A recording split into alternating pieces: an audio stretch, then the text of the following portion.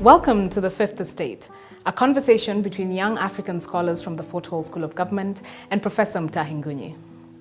Today, our analysis will be based on The Art of Being Wrong, a book that celebrates wrongness as a source of innovation. And we will look at the Raila 3 steps to electoral victory: betrayal, genius falsification of goodness, and political experimentation. This is a continuation of the conversation on the Raila doctrine. If Raila wants to rule effectively, he must take full credit for defeating Uhuru Kenyatta on his own. To achieve this, Raila's first step to election victory must be betrayal. And this is because in politics, betrayal is the only truth that sticks. It is actually a virtue. Jomo Kenyatta, Moi, and Kibaki all betrayed their allies repeatedly. Raila too is getting ready to betray. He will betray Kalonzo and Wetangula because they're slowing him down. At his moment of victory, he doesn't want them pestering him with demands for a share in a government that they did very little to capture. When the history of Raila Odinga is written, like the history of all powerful leaders, it will be a history of betrayal. And it will be a great history. Or will it be? Raila's first step to election victory is not betrayal. This is too obvious for him. His first step is to become a magician. And a magician is the only professional who delivers. He promises to deceive and he delivers.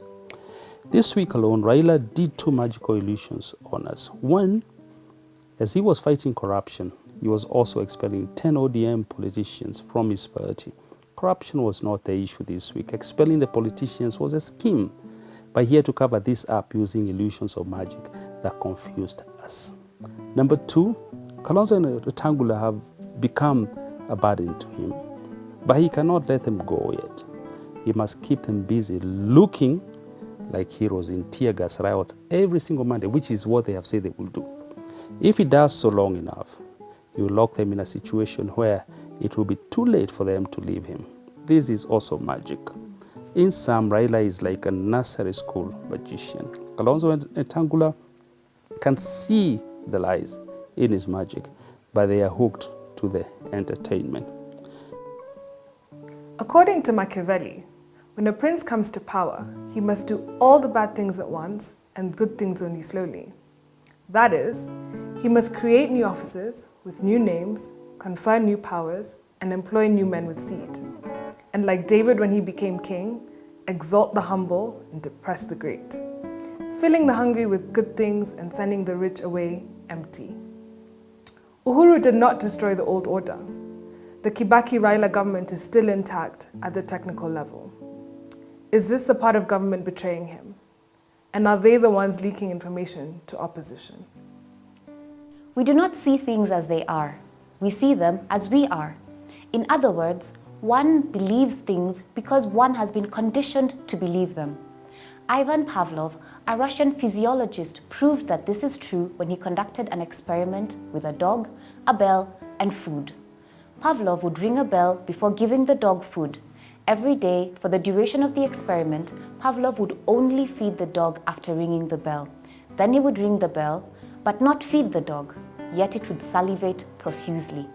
With time, the dog was conditioned to associate the bell with food, so that whenever the bell was rung, the dog salivated. Like Pavlov's dog, is Raila conditioning Kenyans' minds? Has he conditioned our minds to a corruption bell that rings and we salivate? And with this, has he conditioned us to sometimes salivate on falsehoods? The second step to Raila's victory is to condition the national psyche. Like the Pavlovian dogs, our minds are being conditioned. Each time Raila rings the corruption bell, the nation salivates and drools. And like Pavlov, Raila's ultimate goal is to ring the bell, give the dog nothing, but cause it to salivate. At this point, he will have conditioned the mind of the dog, and this is how he will declare himself the winner in 2017. He has already conditioned our minds into believing that the election will be rigged. If he rings the bell, saying that the election has actually been rigged, we will all salivate into doing whatever he wants us to do. And he has used corruption to achieve this particular goal. As a strategy, this is nothing short of genius. However, we must at this point say the following. Uhuru did not purge the Raila elements in the coalition government carried over from the Kibaki-Raila coalition. This, in my view, is a tactical error. John F. Kennedy in the US was assassinated by elements he refused to purge from the previous regime. Such elements will show you no mercy, and you must show them no kindness as well. They are the ones leaking scandals to Raila, in my view. Politics is war, and the first casualty in war is truth. In war, the beginning of truth marks the end of strategy. Every war is fought on at least two grounds, the battlefield and the minds of the people. In time of war, what is said on your enemy's side is always propaganda, and what is said on your side is truth and righteousness.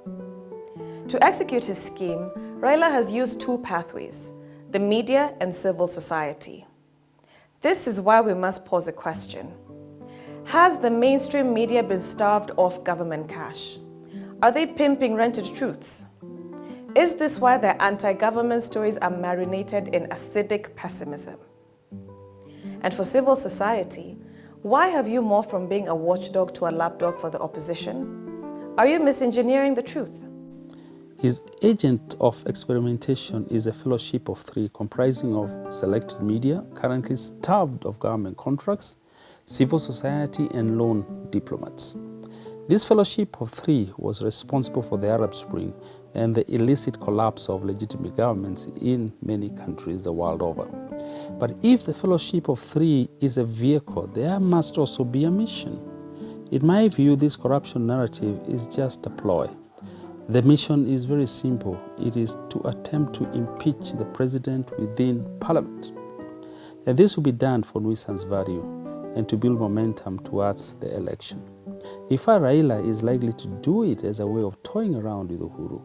But the problem with this is that if mishandled, it could acquire a life of its own.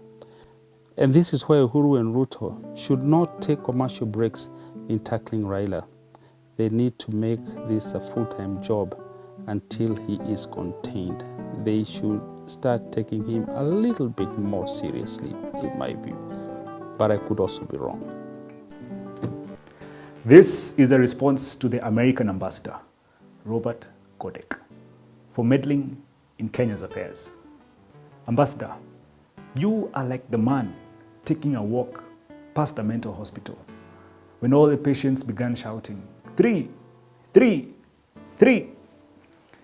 The fence was too high to see over, but he saw a space between the planks. So he peeped to see what was going on.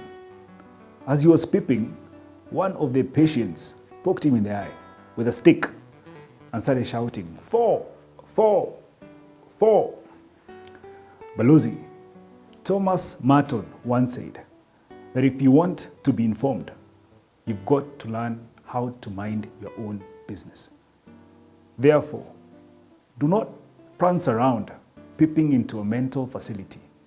Otherwise, the patients might just see you as a statistic and poke you in the eye. And now a message to Kenyans. Let it be known that patriotism is not attacking your own country, but getting violent when a foreigner attacks it.